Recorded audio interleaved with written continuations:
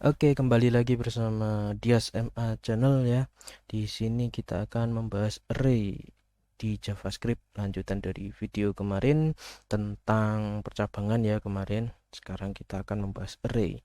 Nah, apa sih itu array? Ya, array itu adalah tipe data variabel yang dapat menyimpan lebih dari satu data di dalamnya. Nah, itu maksudnya gimana? Kita langsung praktek aja ya biar gampang. Nah, Mbak ini teman-teman bisa buka eh, Visual Studio Code atau text editor teman-teman. Nah, ini aku buat file baru ya. Di sini namanya arrayku.js. Oke. Nah, jadi gini, tadi misalnya kita buat variabel nama misalnya. Eh Sebentar, ya nama satu misalnya ini ceritanya ada nama nama terus namanya ini misalnya Imani gitu. Nah kemudian ada aku nilainya ada lagi itu nama orang kedua, namanya nama dua gini. Nah ini namanya misalnya Pradana gitu ya. Nah, misalnya gini terus aku ada data lagi orang ketiga, tak kasih nama tiga kayak gitu. Nah ini isinya string juga, siapa ya, Rizal misalnya gitu ya. Nah gitu. Nah kalau variabel kemarin kan kita deklarasinya seperti ini ya, ada nama variabel terus isinya apa, filenya apa, kemudian bisa kita tampilkan di sini gini ya, tampilkan gini, terus buka command prompt terminal, kita pindah dulu ke foldernya 45. Nah terus kita run not arrayku.js gini ya. Nah ini kan nama, terus kalau mau nampilkan semua berarti kan di console log semua gini, 2 3 gini, kemudian di run, nah baru nampilkan semua gitu. Nah ini kalau 3 nama enggak masalah ya, kita ngetik ini. Tapi kalau nanti misalnya datanya ada 100 nama, wah kita kopas ya ini, kita kopas, paste, kopas, kopas, kopas gini sampai 100, wah kelamaan ya, kelamaan dan kurang efektif ya.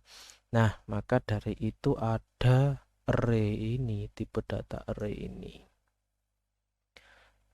array ya, tipe data untuk menampung banyak nilai.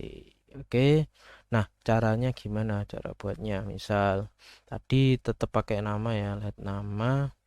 Nah, cara buatnya bisa dengan tanda kurung kotak. Nah, kurung kotak gini silakan cari di keyboard masing-masing.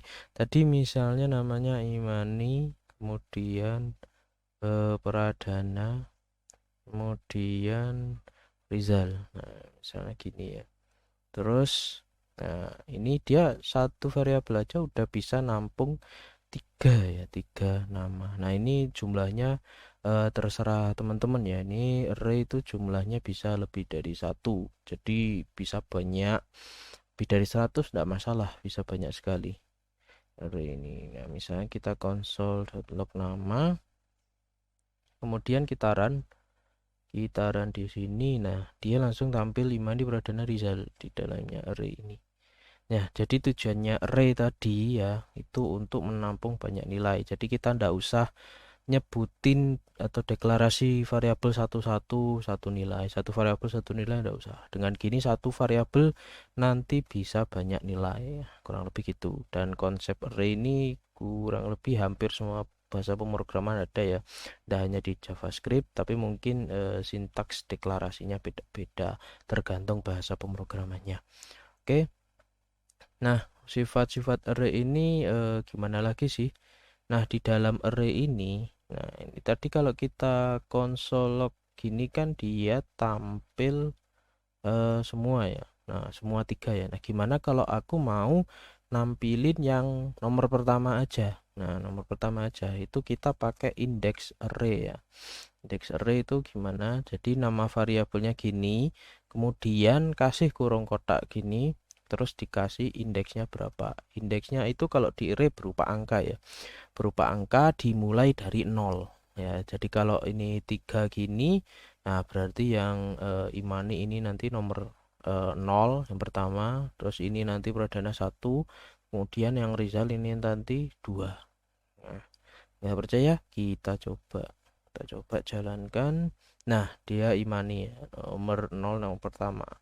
Kalau ini tak ganti 1, ini harusnya yang keluar Pradana. Oke. Kemudian ini tak ganti 2, ya nanti yang keluar bakalan Rizal. Oke. Itu gitu kalau mau nampilin satu-satu ya berdasarkan indeks array-nya. Indeks array ingat berupa angka mulainya dari 0. Nah, gitu. Kemudian kalau mau ganti isi array-nya, nah gimana? Bisa diganti. Misalnya nama yang kedua ini bukan Pradana ya, tapi misalnya Robert ya, misalnya nama gampang gantinya. Kalau mau ganti jadi Robert itu tinggal nama variabelnya, kemudian indeksnya dicari indeks berapa. Ingat ini 0, ini 1 ya yang Pradana, berarti indeks ke 1, terus sama dengan nilainya apa tadi, Robert ya. Robert, kemudian kita tampilkan semua aja ya, not karya arrayku. Nah, dia langsung ganti ya, jadi Imani Robert Rizal. Nah, kurang lebih gitu ya, itu bisa diganti arraynya. Terus kalau ini ada lagi kasus misalnya let-nya ini saya ganti cons. Nah, ingat kemarin bedanya let sama cons itu kan, kalau let variabel yang nilainya atau isinya bisa dirubah, sedangkan cons itu variabel yang isinya atau nilainya tidak bisa dirubah karena dia konstanta. Nah, terus gimana kalau ini dia ada error atau enggak? Kita coba. Nah, tetap ternyata Robert Pradana ini tetap diganti Robert. Loh, kok bisa? Nah, alasannya adalah karena kita tidak mengganti isi dari variabel, tapi kita mengganti isi dari array-nya. Nah, jadi gini, kan ini variabelnya isinya adalah array. Nah, di dalam array ini isinya ada Imani Pradana Rizal. Nah, yang kita ganti itu isinya array, bukan isinya nama sebetulnya. Kurang lebih gitu. Jadi kalau misalnya nama ini tak ganti Robert gini aja, ini nanti bakalan error harusnya. Nah kan, assignment to constant variable dia nggak bisa, soalnya dia konstanta. Tak lebih kalau misal ini aku let ya, ini aku let gini, kemudian not array gini, nah dia masih berubah. Nah, jadi teman-teman ingat kalau array ini saranku aja pribadi ya, mungkin kalau deklarasi array itu gunakan aja cons, soalnya biar arraynya nanti tidak hilang. Soalnya di kasus pemrograman itu jarang ya kalau array nanti dipindah jadi variabel angka atau variabel huruf aja, soalnya dia tetap array gitu. Jadi tetap kita pakai cons biar aman, arraynya nggak hilang. Oke, gitu tentang let cons di array.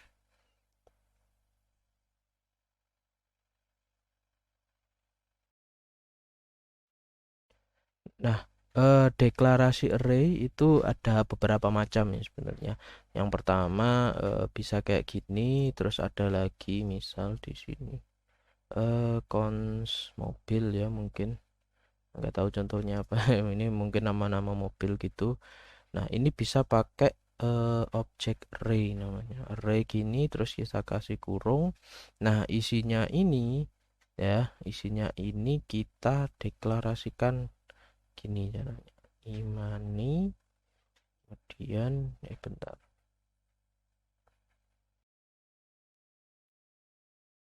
Oke, jadi array ini ada beberapa cara ya, ada beberapa cara untuk pendeklarasiannya.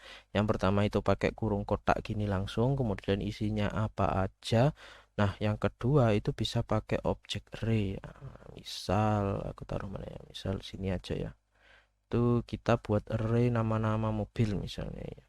Nama mobil, kemudian caranya ini kita panggil array.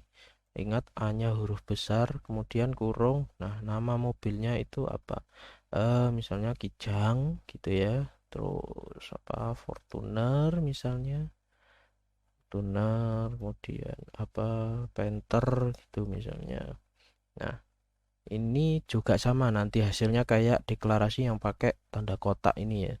Jadi ini saya ganti mobil biar bisa tahu hasilnya nanti. Ini di run. Nah, sama ya. Jadi teman-teman tidak usah bingung kalau mungkin nanti dapat source code ya, lihat source code yang eh, deklarasi array-nya model seperti ini itu sama aja ya. Sama aja. Terus kemudian untuk deklarasi array ini yang menggunakan ini tanda kotak ini pakai gini nggak masalah ya.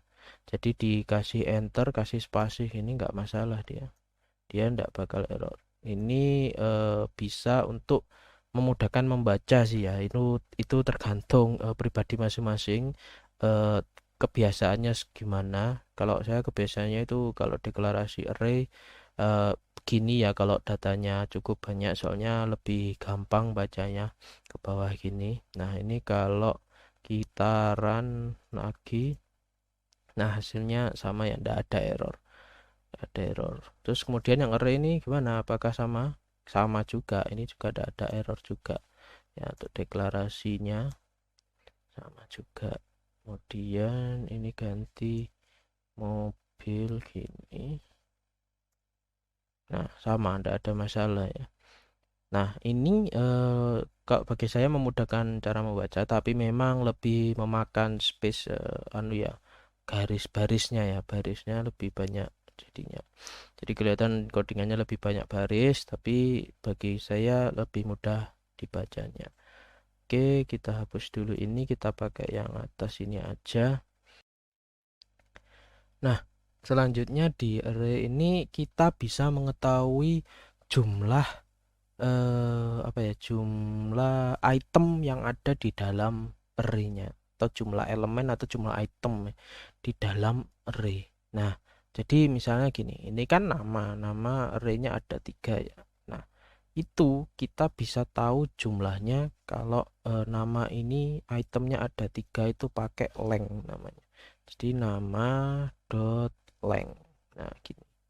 Ini nanti dia memunculkan eh jumlah item yang ada di array nama. Jadi ini kita run. Nah, ada 3 ya. 0, 1, 2. Nah, gitu. Jadi biasanya ada kasus itu menampilkan first array ya. Jadi first element.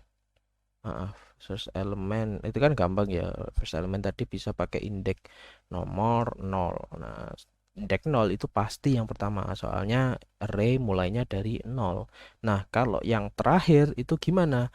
Ya kalau kita tahu jumlah arraynya itu ada 3. Kalau jumlah arraynya nanti dinamis, bisa ada 3, bisa ada 5, bisa ada 10. Tapi kita butuh ngambil data yang terakhir. Nah, itu gimana?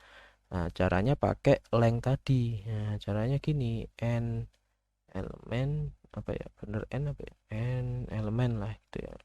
Last kok n toh. Last elemen gini ya. Last elemen, maaf ya, vocabnya agak buruk. Nah, caranya indeks yang terakhir ini kan sebenarnya jumlah item array dikurangi 1. Misalnya gini, ini kan jumlahnya ada 3 ya. Nah, indeks array-nya kan mulai dari 0, 1, 2. Nah, indeks 2 ini kan yang terakhir. Nah, 2 ini dari mana? Dari jumlah item array ya, yang ada 3 dikurangi 1. Nah, misal kalau ini ada 4 isinya. Misal sini Agus gitu. Agus di sini ada 4. Nah, indeks Agus ya, elemen terakhir ini dia itu eh ya jumlah itemnya ini dikurangi 1. Jadi kan 0, 1, 2, 3 ya kan, bener. 3 indeksnya Agus. Nah, untuk ngambil Agus itu kita ngitung dulu jumlah elemennya, jumlah itemnya berapa. ada 4. Nah, dikurangi 1, 3. Nah, gitu. Konsepnya gitu. Jadi di sini harus mencapai, ya ini ada 3 berarti harus mencapai 2 gini. Nah, agar lebih dinamis kita pakai length tadi. Nama dot length, nah kurangi 1. Nah, gini. Nah, ini kita buktikan ya.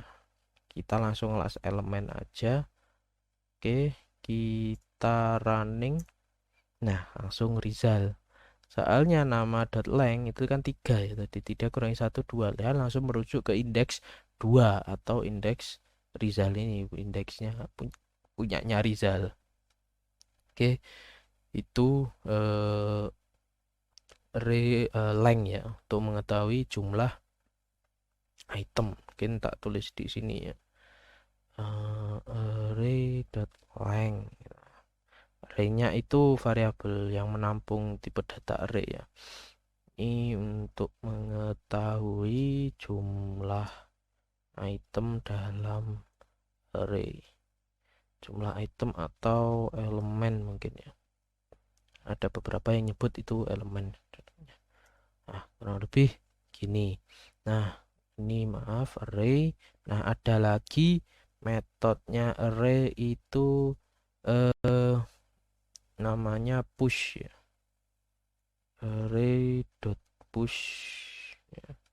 Push ini di dalamnya value. Push ini untuk memasukkan array, memasukkan item ke dalam array. Nah, di urutan terakhir. Nah, maksudnya gimana? Nah, maksudnya ini langsung contoh aja ya. Jadi ini kita ya sini aja. Langsung kita nama dot push gini, kemudian dalam kurung. Nah, di sini kita push itu untuk nambah elemen atau nambah item di dalam ke dalam array. Nah, jadi aku mau nambah satu nama lagi di dalam array ini. Misalnya tadi Agus ya. Agus gini misalnya. Nah, Agus. Nah, ini kalau kita lihat di nama gini, itu nanti dia bakal muncul si Agus. Tapi di urutan yang terakhir ya, di urutan terakhir. Jadi setelah Rizal itu aku Agus muncul. Itu metode push ya. Kemudian sebelum lebih jauh ya, ada yang kelupaan tadi. Array di JavaScript itu bisa menampung tipe data yang berbeda-beda. Bisa menampung tipe data yang berbeda.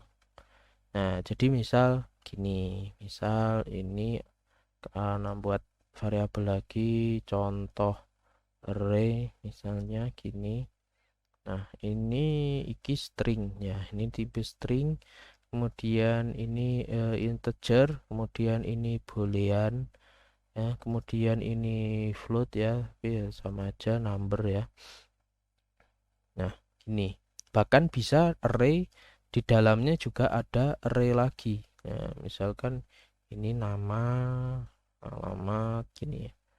Nah, ini bisa di JavaScript ya. Jadi dia beda-beda beda-beda tipe data. Yang pertama ini string, yang kedua ini kan integer ya. Kalau masih ingat di tipe data kemarin ini boolean, true false, kemudian ini sama number tapi dia yang koma, desimal, float itu. Nah, ini array lagi. Itu bisa di JavaScript. Jadi misal kita run ini, nah dia muncul, tidak ada error, tidak masalah. Dia itu bisa menampung nilai dengan tipe data yang berbeda ya di JavaScript. Soalnya di beberapa bahasa pemrograman itu tidak bisa. Misalnya di C, C++, Java kayaknya itu tidak bisa juga. Dia harus satu tipe data. Jadi misalnya di sini string, dia harus string semua. Tapi kalau di JavaScript itu tidak ada masalah. Dan aksesnya juga sama kayak tadi, pakai indeks saja. Misalnya ini nomor 2, indeks nomor 2 berarti kan string 0, 1, 2, dia hasilnya harusnya yang muncul true ya. Oke, kepencet, mohon maaf. Muncul harusnya true. Nah, true itu. Jadi array itu di JavaScript bisa menampung tipe data yang berbeda. Itu kemudian oke, lanjut kita ke metodenya array ya. Metodenya array yang lain itu selain push ada kebalikannya yaitu pop. Pop.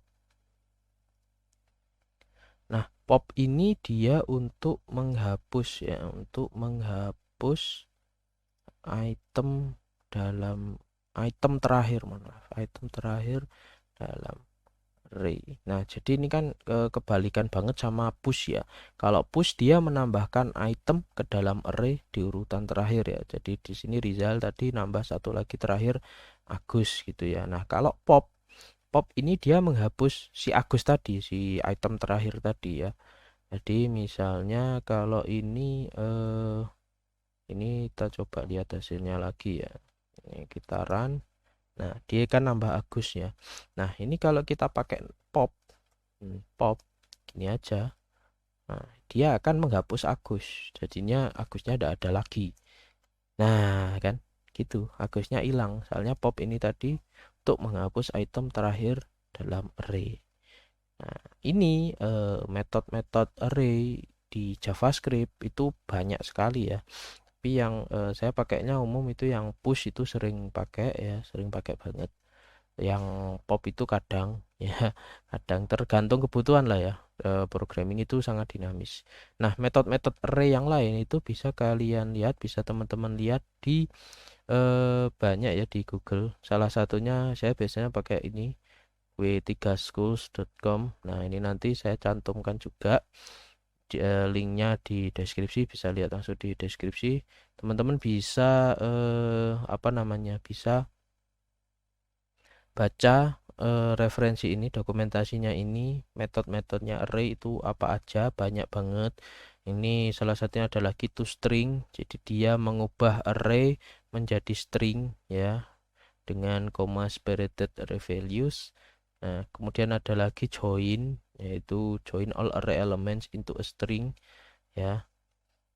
Kemudian ada pop tadi, push tadi, kemudian ada shift. Shift itu untuk menghapus elemen pertama dari array. Nah, dan macam-macam lagi ya, banyak banget. Ada delete juga, merging, dia pakai concat ini. Nah, ini array-array method yang lumayan sering dipakai, mungkin ya tergantung kebutuhan juga sih.